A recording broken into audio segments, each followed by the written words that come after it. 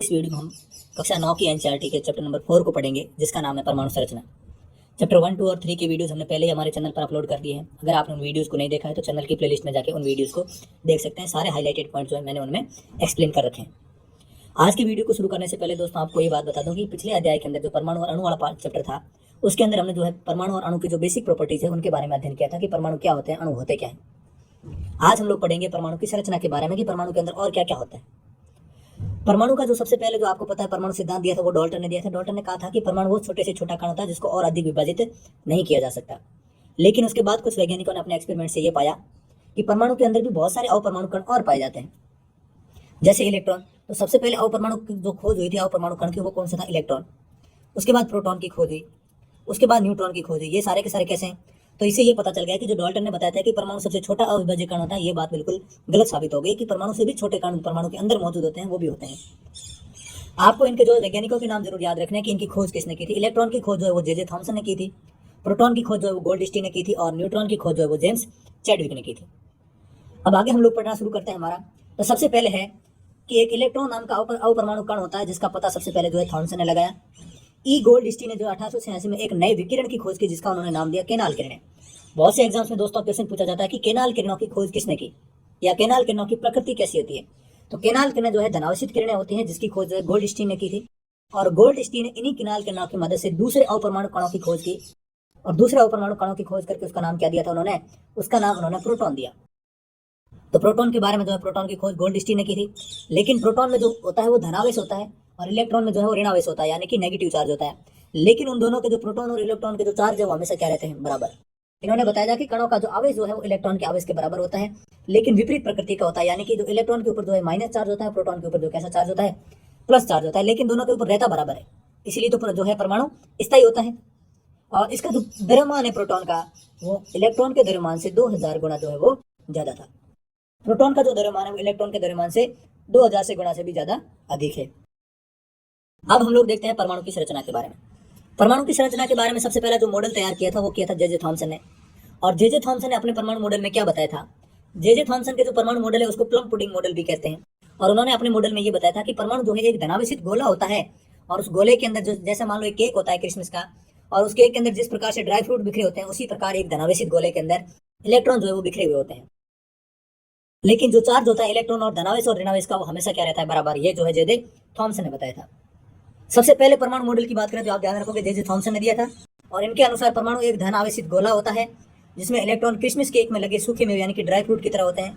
या फिर आप तरबूज का उदाहरण ले सकते हो, तरबूज के अंदर जो बिखरे हुए बीज होते हैं वो बीजों की तरह जो है वो इलेक्ट्रॉन रहते हैं। और उसके बाद थॉमसन ने प्रस्तावित किया था कि परमाणु जो है धन आवेशित गोले का बना होता है और इलेक्ट्रॉन उसमें धसे हुए रहते हैं।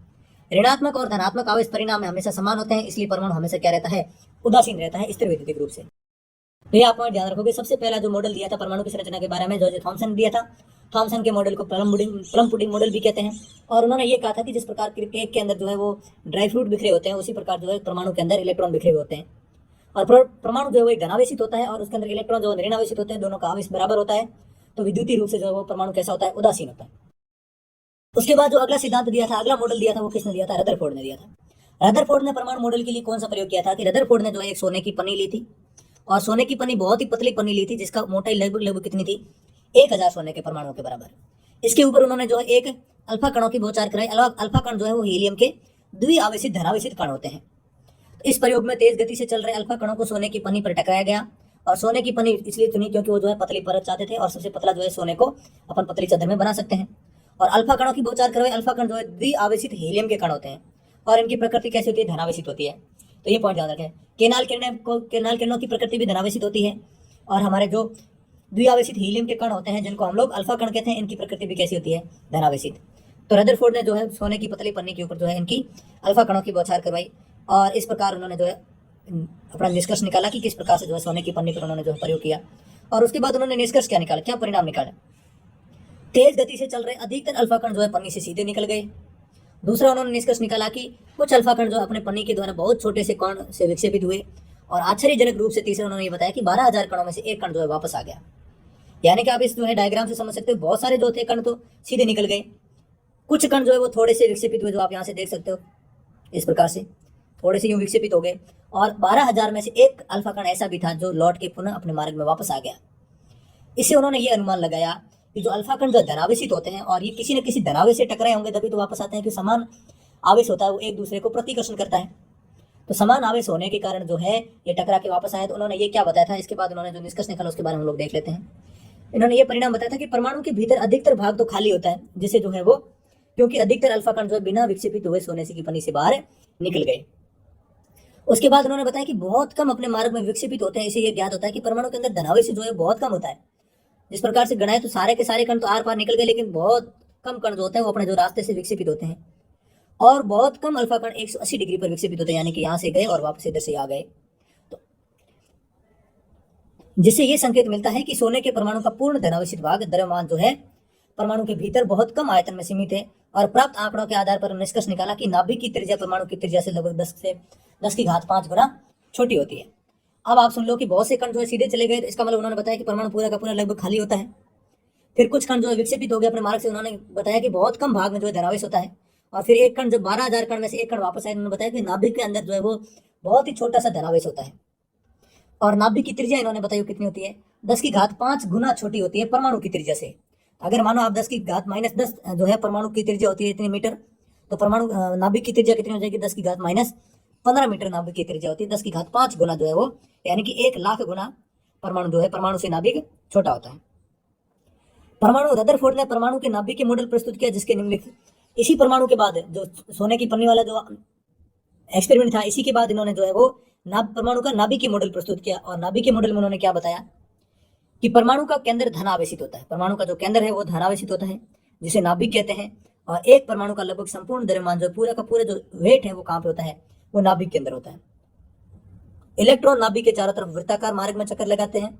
और नाभिक का आकार परमाणु के आकार की तुलना में काफी कम होता है। कितना कम होता है हमने देख लिया, 10 की घात 5 गुना कम होता है। यानी कि इन्होंने जो रदरफोर्ड ने जो नाभिक के मॉडल प्रस्तुत किया था अल्फा कणों के प्रकीर्णन के प्रयोग के बाद, तो उन्होंने बताया था कि परमाणु के जो बीच में छोटा सा जो है एक धनावेशित भाग होता है, जहां पर पूरे परमाणु का द्रव्यमान वहीं पर होता है। और जो नाभिक का जो आकार है वो परमाणु के आकार की तुलना में बहुत ही छोटा होता है।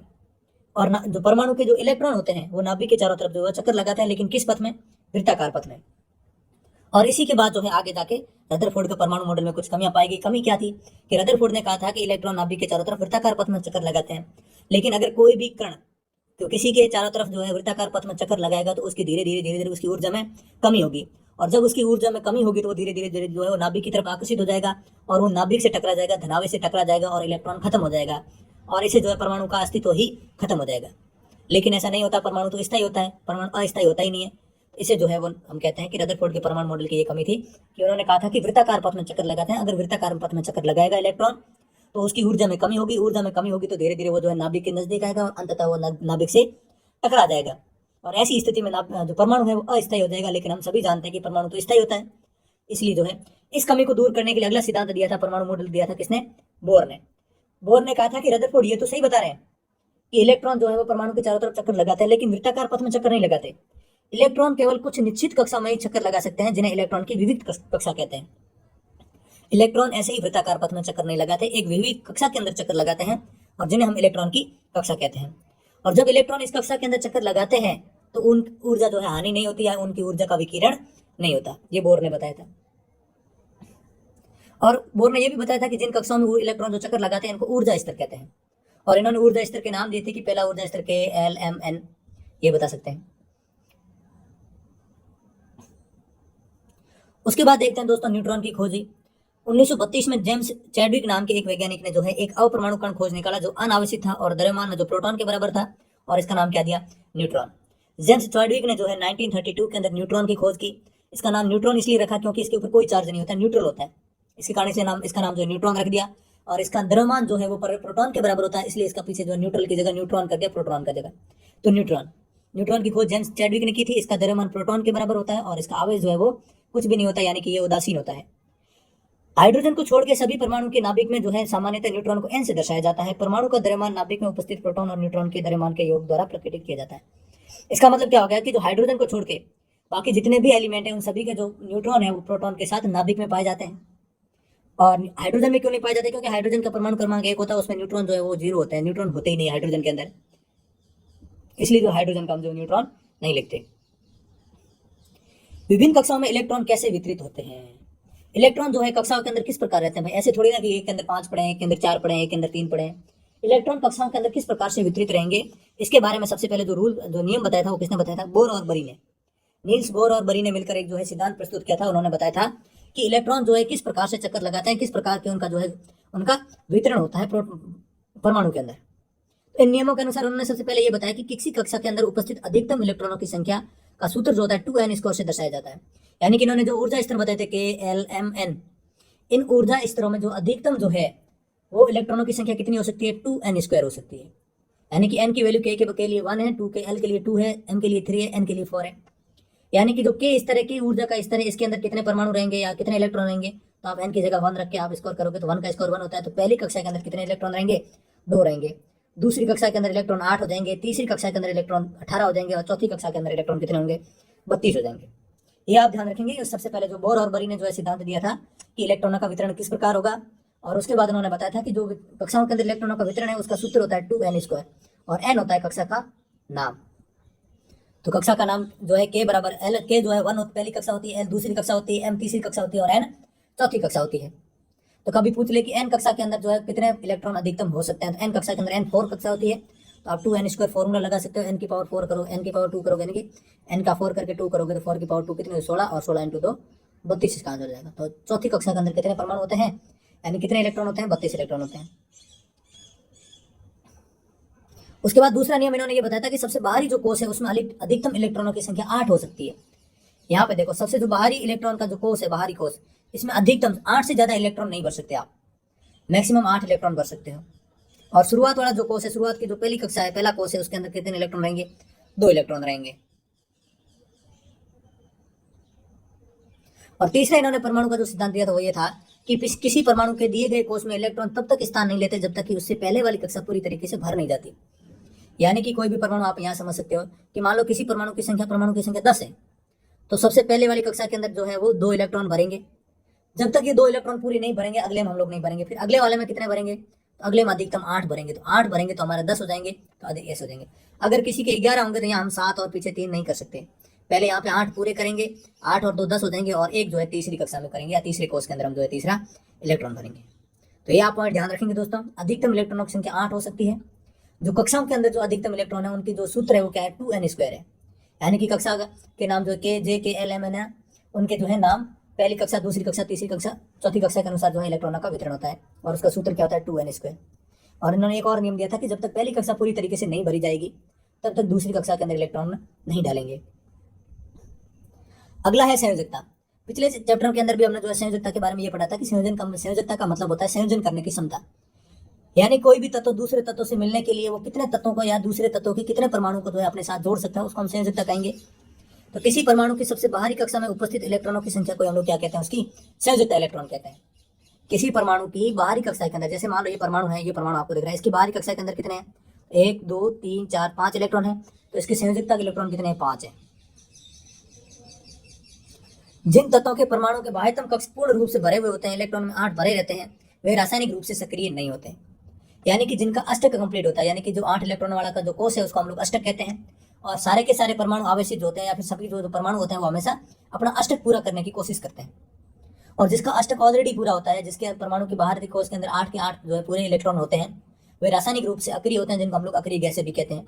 और अक्रिय गैस हम लोग याद करते हैं, हीलियम है, नियम है, क्रिप्टॉन है, जिनोन है, ये सारी कैसी हैं, अक्रिय गैसें हैं। ऑर्गन हो गई। अक्रिय तत्वों में हीलियम परमाणु के बाह्यतम कक्ष में 2 इलेक्ट्रॉन होते हैं, और अन्य के अंत में जो है कितने इलेक्ट्रॉन होते हैं, 8 इलेक्ट्रॉन होते हैं।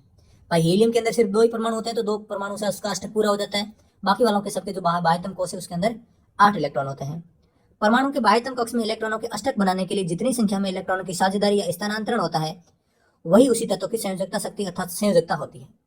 यानी कि किसी तत्व की संयोजकता हम क्या समझेंगे कि किसी परमाणु के बाह्यतम कक्ष में जो इलेक्ट्रॉन के अष्टक को पूरा करना है, उसके लिए जो कितने इलेक्ट्रॉन ले रहा है या कितने इलेक्ट्रॉन दे रहा है, यानी कि कितने इलेक्ट्रॉनों की साझेदारी कर रहा है, कितने इलेक्ट्रॉन्स का वो स्थानांतरण कर रहा है, उसी की संख्या को हम लोग क्या कहेंगे, संयोजकता कहेंगे। यहाँ पर आपके लिए संयोजकता लिखी हुई हाइड्रोजन की 1 होती है, हीलियम की 0 होती है, क्योंकि हीलियम अक्रिय गैस है, हीलियम का अष्टक पूरा रहता है। और बाकी आप यहाँ पे देख सकते हो। परमाणु संख्या तथा द्रव्यमान संख्या क्या होती है, तो परमाणु संख्या क्या होती है, तो एक परमाणु में उपस्थित प्रोटॉन की संख्या को परमाणु संख्या कहते हैं। कि जो नाभिक के अंदर प्रोटॉन और न्यूट्रॉन रहते हैं, तो प्रोटॉन की संख्या जो होती है उसको हम लोग क्या कहते हैं, परमाणु संख्या, उसी को कहते हैं। प्रोटॉन की संख्या को क्या कहते हैं, परमाणु संख्या। और अगला होता है द्रव्यमान संख्या। तो द्रव्यमान संख्या प्रोटॉन प्लस न्यूट्रॉन की संख्या को हम लोग क्या कहेंगे, द्रव्यमान संख्या कहेंगे। एक परमाणु के नाभिक में उपस्थित प्रोटॉन और न्यूट्रॉनों की कुल संख्या के योग को हम लोग क्या कहते हैं, द्रव्यमान कहते हैं। और उसको लिखते कैसे हैं, तो इस प्रकार से लिखते हैं। जैसे आपको कार्बन का लिखना है तो कार्बन का प्रतीक लिखोगे, नीचे कार्बन की जो है प्रतीक का जो है वो परमाणु संख्या लिखोगे, और ऊपर कार्बन का परमाणु द्रव्यमान लिखोगे, ऐसे C612 इस प्रकार से लिखेंगे दोस्तों। तो सबसे पहले नीचे जो परमाणु संख्या लिखते हैं, ऊपर द्रव्यमान संख्या लिखते हैं, और बीच में जो उसका प्रतीक लगाते हैं। अगला जो टॉपिक है हमारा है समस्थानिक क्या होते हैं।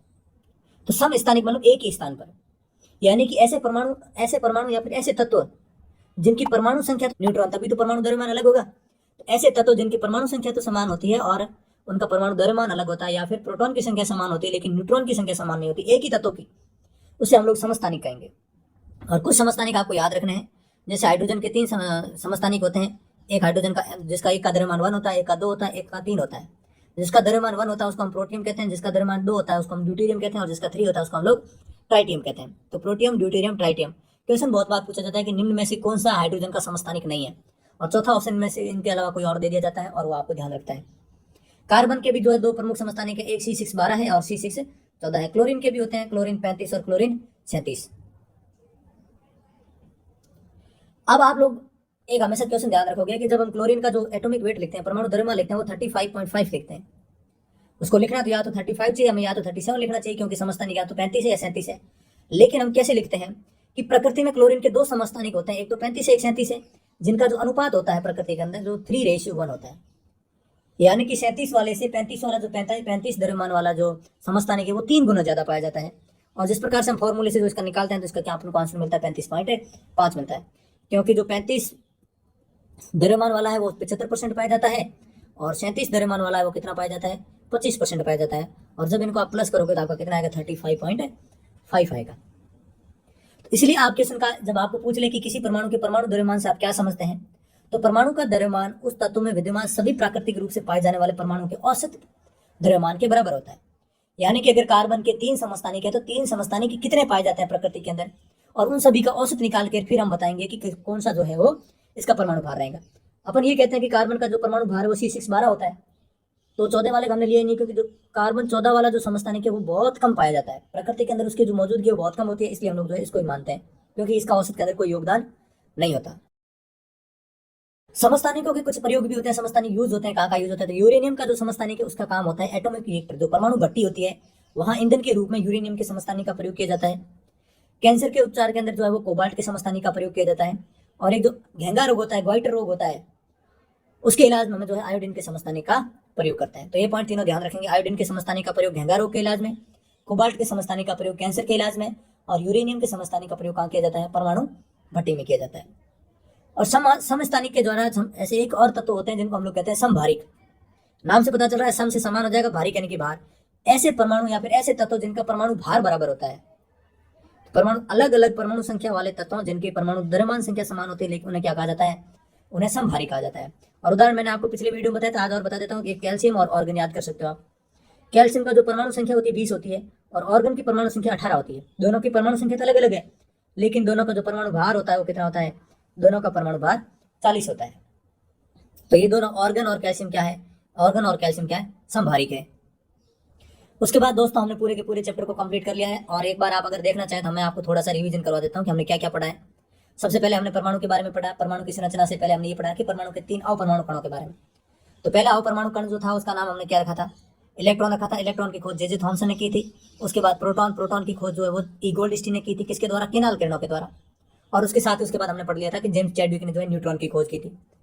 परमाणु मॉडल की बात की जाए तो 3 प्रमुख परमाणु मॉडल है जो हमारे क्लास के लिए इंपॉर्टेंट है, हमारे साइंस के लिए भी वेरी इंपॉर्टेंट है। पहला हमारा जो है थॉमसन का परमाणु मॉडल।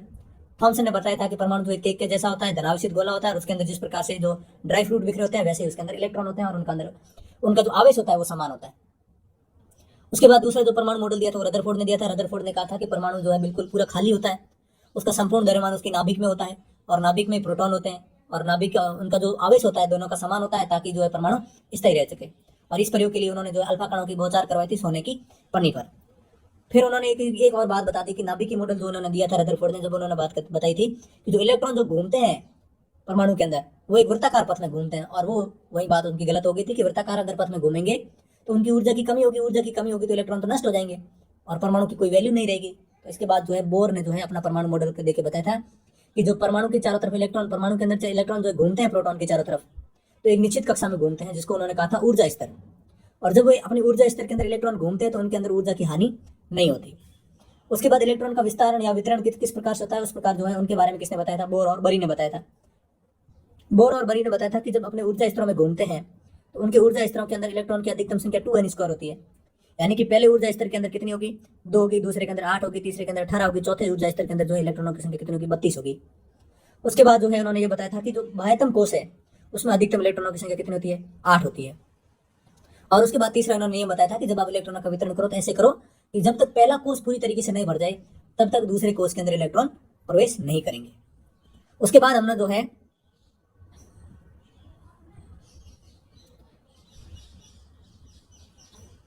संयोजकता पढ़ी। संयोजकता क्या होती है कि किसी भी तत्व के बाह्यतम कोश के अंदर जो जितने इलेक्ट्रॉन जो है स्थानांतरण करने के लिए होते हैं, जितने इलेक्ट्रॉनों का स्थानांतरण या साझेदारी होती है, उन्हीं इलेक्ट्रॉनों की संख्या को हम लोग क्या कहते हैं, संयोजकता कहते हैं।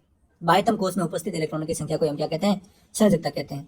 और उसके बाद हम लोग जो है समस्थानिक और संभारिक परमाणु संख्या और द्रव्यमान संख्या को पढ़ा था।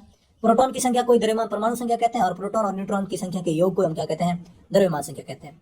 समस्थानिक हमने पढ़े, समस्थानिक वो होते हैं जिनकी परमाणु संख्या तो समान होती है लेकिन उनकी द्रव्यमान संख्या अलग अलग होती है, उन्हें समस्थानिक कहते हैं।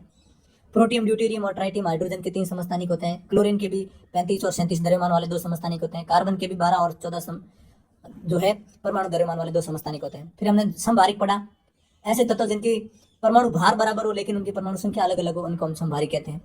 और ऐसे तत्वों का उदाहरण हमने जो है ऑर्गन और कैल्शियम लिया था। कैल्शियम का परमाणु संख्या 20 है, ऑर्गन की 18 है, लेकिन दोनों का परमाणु भार कितना है, 40 है सॉरी। तो हमने संभारिक पढ़े थे और उसी के साथ हमने जो है पूरा का पूरा अपना चैप्टर क्या कर लिया, कंप्लीट कर लिया। और आई होप कि आपको ये वीडियो पसंद आया होगा। वीडियो अगर आपको पसंद आया तो वीडियो को लाइक और चैनल को सब्सक्राइब जरूर कर लें और मिलते हैं अगले वीडियो में। तब तक के लिए जय हिंद, जय भारत दोस्तों।